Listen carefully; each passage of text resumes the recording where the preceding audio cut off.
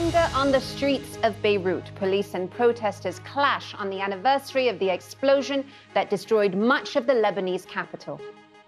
You can see the litter on the street and this police car that is just completely smashed. On the other side, there's actually a brick that's been thrown through the window. And I think that really gives you a sense of how angry people here. The sprinter from Belarus who refused to return home for her own safety has landed in Poland. A sprinter from Belarus who defied her country's attempt to send her home from the Olympics has arrived in Poland. Krystina Timanovskaya has been granted a humanitarian visa. Her husband will join her from Ukraine, where the president has stepped up security for Belarusian exiles. Final arguments are heard in a Canadian court as America attempts to extradite Huawei's chief financial officer to face charges of bank fraud. The UN issues a stark warning about the safety of thousands of civilians in the Afghan city of Lashkargah as fierce fighting continues between the Taliban and government forces.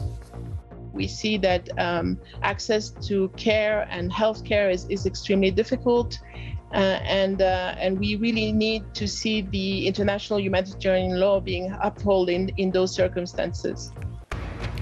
The Mexican government sues 15 large US gun firms, accusing them of failing to stop the illegal flow of weapons across the border.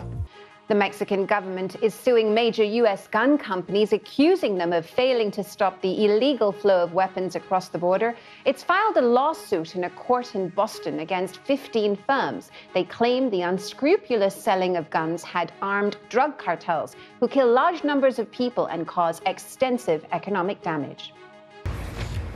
Protests across Delhi over the alleged gang rape, murder and subsequent cremation of a 9-year-old girl from a Dalit family, amid claims her case was ignored by the legal system. The Biden administration is considering making it mandatory for all foreign visitors to the United States to be vaccinated against Covid-19.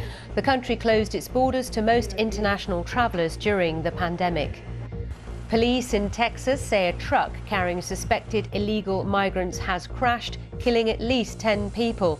Local media reported that the crash took place when the van lost control on a highway in Brooks County, about 150 kilometers from the US border with Mexico. The driver was amongst those who was killed.